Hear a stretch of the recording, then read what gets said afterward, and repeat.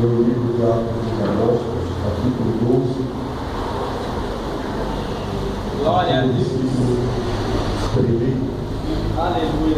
sobre o tempo de Jesus, bem rápido, durante 25 minutos é o suficiente.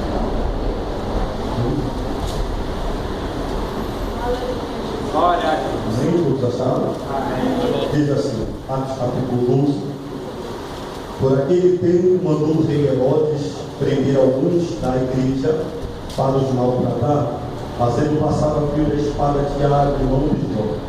Vendo ser isto agradável aos judeus, prosseguiu prendendo também a Pedro. E eram os dias dos pães asmos, tendo feito prender, lançou no cárcere interior, entregando a 4 escoltas de soldados cada um, para os guardarem, tensionando apresentá-lo ao povo depois da Páscoa. Pedro, pois, estava guardado no cárcere, mas havia oração incessante a Deus por parte da igreja a favor deles. Quando Herodes estava para o apresentá-lo, naquela mesma noite, Pedro dormia entre 2 soldados, acorrentado com 2 cadeias e sentinelas, a porta guardavam o cárcere. Eles, porém, lhe sobreveio um anjo do Senhor, e uma luz iluminou a prisão, e tocando ele o lado de Pedro, o despertou, dizendo: levanta-te depressa. Então as cadeias caíram-lhe das mãos. Disse-lhe o anjo: cinge-te e calça as sandálias. E ele assim o fez. Disse-lhe mais: põe a capa e segue-me. Então saindo seguiu, não sabendo que era real o que se fazia por meio da parte do anjo. Parecia-lhe antes uma visão. Verso 10. Depois de ter passado a primeira e a segunda sentinela, chegaram ao portão de ferro que dava para a cidade, o qual se lhe abriu automaticamente, ou sozinho na sua tradução, e saindo, enveredaram-se por uma rua, e logo adiante o anjo se apartou dele. Amém? Pode ser, Pai. Pode. Servente bondade de Deus.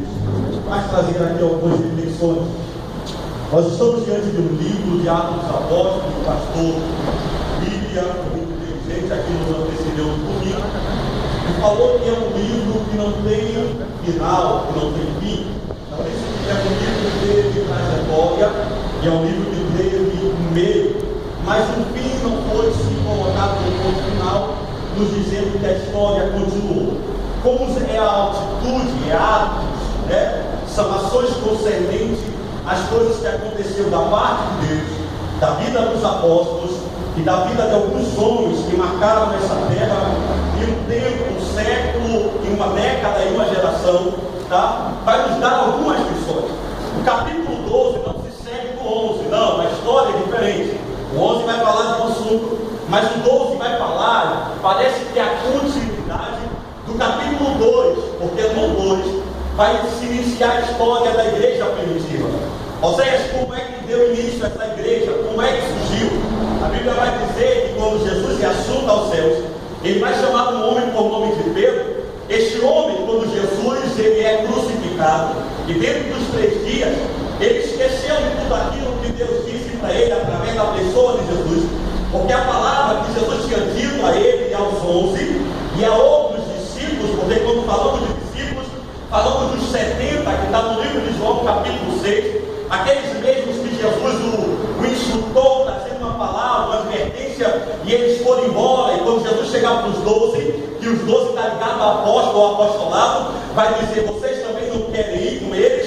E Pedro vai abrir a boca, vai ser um pouco mais ousado e vai dizer: Senhor, para quem iremos nós? É isso que o versículo 68 de João, capítulo 6, está dizendo. Então ele não está dizendo para onde, porque para onde fala de lugar, de região. Ele está se referindo a uma pessoa de Jesus, está dizendo: para quem iremos nós?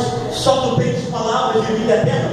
Então entra, tem uma advertência, e isso nos promover uma certeza de que só o Senhor pode nos promover bênção de salvação, nós seguramos a advertência e ficamos contigo, e dê o que der, Senhor, estamos contigo e não abrimos mão. É Jesus que vai trazer este povo. Então, quando se referimos a 70 ou a discípulos, estamos se referindo a 70. Pedro não. Pedro faz parte dos apóstolos, dos 12.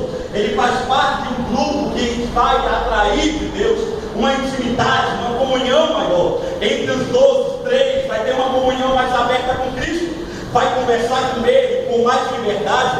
Esses 3 vai orar com uma propriedade maior em alguns lugares específicos. E quando a gente está no campo, no jardim da oliveira ou no monte das oliveiras, isso é exemplo para nós, e isso é certo, porque o texto nos diz que os 9 ficam num lugar à parte. Jesus vai orar com Pedro, Tiago e João. Isso aqui não é foco, mas isso aqui é só para você entender que Pedro era um camarada que absorveu bastante de Deus.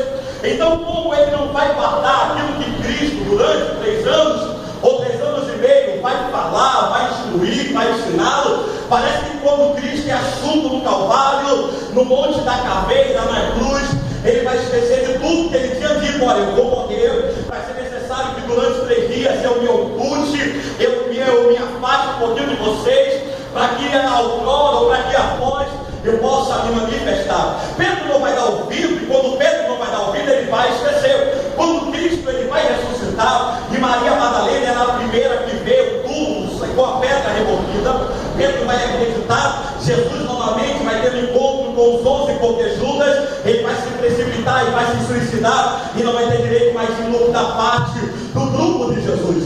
Pedro agora vai entender que tudo aquilo que Cristo falava tinha uma vertente, tinha realmente verdade. Jesus nunca proferiu mentira, da boca de Jesus nunca saiu nenhuma palavra contrária. E foi o apóstolo Paulo que disse as cartas de Timóteo, aconselhando o seu filho na fé, que ele não tem sombra de dúvida, tem sombra de variação, sobre ele não tem 2 termos, não tem 2 medidas, não tem 2 palavras.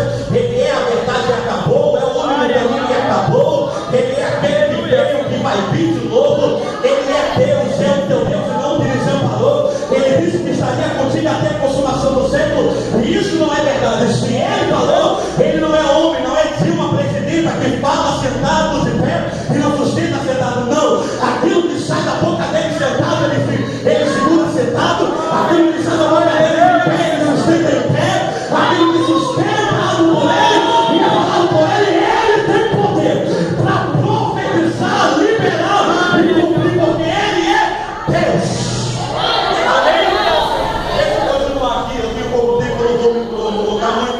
Então Pedro vai absorver de Deus. E uma dessas, Cristo, após a sua morte, vai fazer uma indagação a Pedro, vai dizer: Pedro, tu me amas? É claro, mestre, que eu te amo. Durante 3 anos eu pedi fato que era verdade, a minha verdade, Senhor, que durante esses 3 dias eu tive dúvida, mas como tu ressuscitou de fato, eu te amo. Se você acha que foi Tomé que só creu por ter visto, você está enganado. Os 11 que ficaram ocultos, escondidos por conta da época dos imperadores que queriam matar, porque naquela época não era considerado evangelho, era considerado anátema. Era como se Cristo tinha um grupo que proferia mentira, porque contrariava toda a lei pagã, todo o costume sacerdotal, porque eles achavam que Moisés era o cara, Abraão era o cara, e foi Cristo que teve que se manifestar, aparecer Moisés, Elias. E uma coisa que me deixa estarrecido e feliz e terrível, e a minha perna treme, porque enquanto os discípulos acreditavam na lei pagã, na tradição, e acreditavam que era a lei de Moisés, que era o pai de Abraão, que eram os únicos maiores, aparece Moisés no monte da transfiguração das oliveiras, e aparece Elias. Um diz melhor eu que represento a lei, o outro diz do outro eu que represento os profetas, mas é a eles que vocês devem seguir. Moisés passou, Elias passou, agora é o tempo dele manifestando na graça. Eu quero liberar algo de Deus na tua vida. Eu não sou contra você ter referência, mas as tuas referências não é Cristo. A tua referência, querido, são exemplos aqui nesta terra pagã e suja. Agora o exemplo de Cristo, ele é maior que a lei, ele é maior que a tradição, ele é